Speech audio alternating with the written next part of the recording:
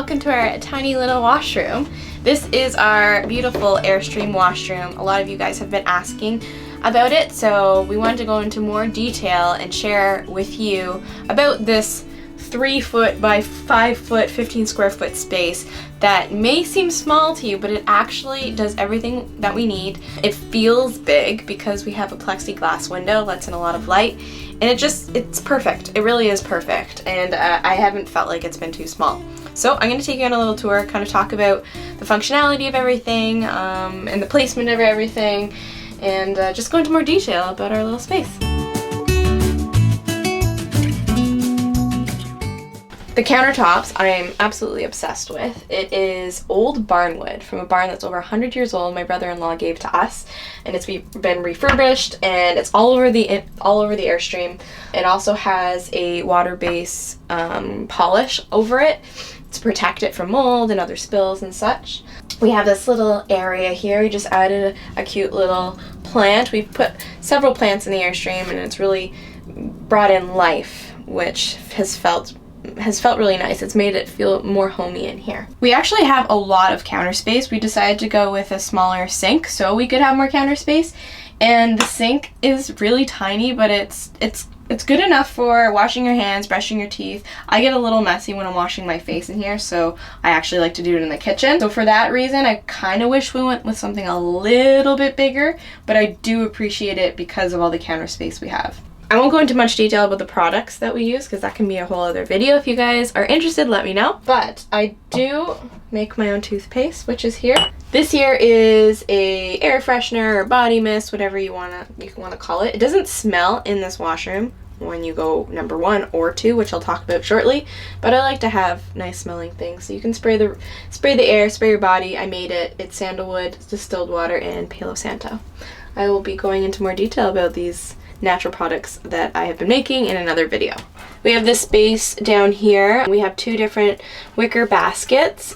This is Sia stuff, this is my stuff. There's our body products, face products, anything we want to put in there, deodorant, perfumes. And then we have some room for toilet paper, as well as a spray bottle. This is our compost toilet, and this water and essential oil combination is used to spray it after you've taken a pee or a poop, just to, you know, clean off the surface so there's no marks. How the compost toilet works, I'll briefly tell you, because again, we're in another video, we're going to show you how to clean it out, everything that you're going to want to know about a compost toilet.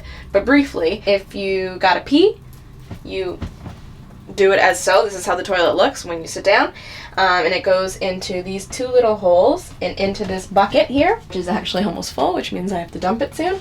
But the pee goes in one area, the poop goes in another area. They're cleaned out separately. The pee is cleaned about every 2 to 3 days we have to dump it, and the poop can be like 3 weeks to even a month before we have to change it up again. If you have to go number 2, there's a little lever here. You just push it down, this little area opens, and you just, you know, relieve yourself into this little hole, and close it back up, give it a spray, and there's a crank as well just below the lever, and you just turn it a couple of times, and it mixes your stool with coconut shavings and cedar shavings. Eventually that can turn into soil, and you can just throw it into a garden. Now, going back to the smell, compost toilets do not smell. And I have noticed, and Sia has noticed as well, who's behind the camera, that flush toilets, when we're in anyone's house or public washroom, smells like significantly compared to a compost toilet that doesn't at all. The reason why it doesn't smell is because we have a fan. So there's this little switch on the side here that's always up, and that means the fan is on. And we have a tube that is down here, and that is attached to the compost toilet, as well as a vent that leads to the outdoors. There is the option of putting this tube on the left side of the toilet or the right, depending on where you put your compost toilet in your washroom. But basically what it does is it sucks out the moisture from inside the toilet, so there is no smell. Beside our toilet, it is a Nature's Head toilet, by the way, we have a little stool. And this opens and stores really nicely as well because it's very compact. But there we go. You put this stool right beside the toilet or under the toilet. You can put your feet on there, and this helps with bowel movements. If you have never tried to take a bowel movement, I'm just gonna say poop. If you haven't taken a poop using a stool, I highly recommend it. It makes everything flow a lot easier. We have a garbage can that is right beside the toilet, which I don't like. I want a smaller one because it takes up a lot of space. But we use that for if you're taking a pee, you put the toilet paper in the garbage can. But when we take a poop, we put our toilet paper in the compost toilet. Some people don't do that. We do. I would suggest that if you are, to get the thinnest type of toilet paper so that it can break down a lot easier. I'm now sitting in the shower.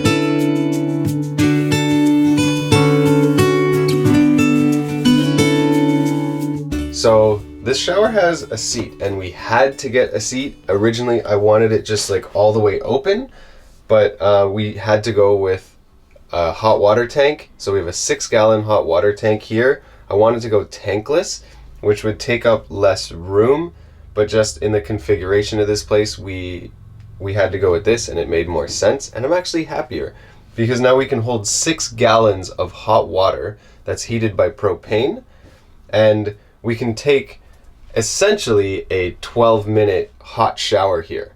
I don't have to sit. I can actually stand, and I'm fully extended. My head's like just barely making it. Like my fingers kind of touch if I go above. I'm also wearing a hat, but I can fully have a shower. If I want to wet my hair, I have to duck a little bit, but this is like great. I can wash my whole body, and I actually like sitting.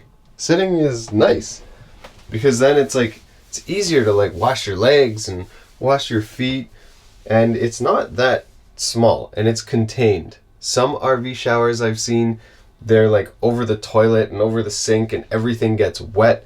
Meanwhile, we have a shower curtain that can close and closes off any water so that this side is wet, that side is dry. We chose to go with a blue penny tile. Now these, I mean, they weren't stuck on individually. These are like actual square tiles, and then you just put grout in between them, and they really add like a nice beautiful look to this place. Really like brightens it up, adds a lot of color. And we had this ledge installed so that we could put all of our items on here. And this wall was built, well, everything was built, but this wall was completely built from scratch. We wanted the plexiglass in here because I feel like it would be a little closed off. It would be a little darker and a little more like, I don't know, claustrophobic. This really opens it up. So I can see outside that window, this window, I can see the fan. You know, if you're showering first, you can like wave to the person who's just waking up in bed. If you're tall, though, cover your boobs. Yeah, they won't be seen. my nipples are right here. My nipples would be showing, but I mean, who cares? You're with your partner. It doesn't really matter. But if you have guests over, they got to be comfortable with you. This shower head is actually a 1 gallon per minute flow, which means that 1 gallon of water goes through this in a minute, whereas your regular shower head in a regular home would be like half of that. So it would come through way faster, but we still have a lot of pressure with this, and we can take essentially longer showers using less water. And these actually aren't copper. They were sprayed copper, and it looks perfect. Like I would have no idea that this was sprayed copper. Under the sink is some storage. So we have this here with a whole bunch of like hair products and deodorant and shaving products. But what's behind it is our plumbing. This is from this sink. This is our hot water, our cold water, and this is actually the air vent that Kristen explained from the toilet. So that air vent is coming through here.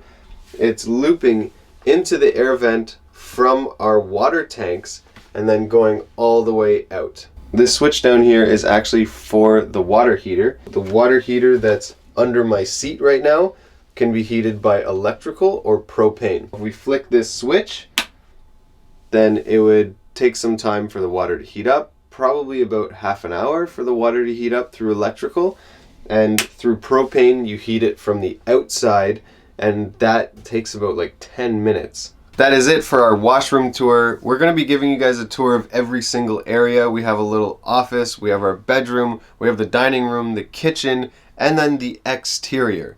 So, tons more coming your way. We're working on the budget breakdown so you guys know exactly how much all of this costs, but there was a lot of expenses, so it's taken a lot of time to compile it all. But thank you guys for watching. Leave a comment, let us know like what area you guys want to see next, and may the next area win.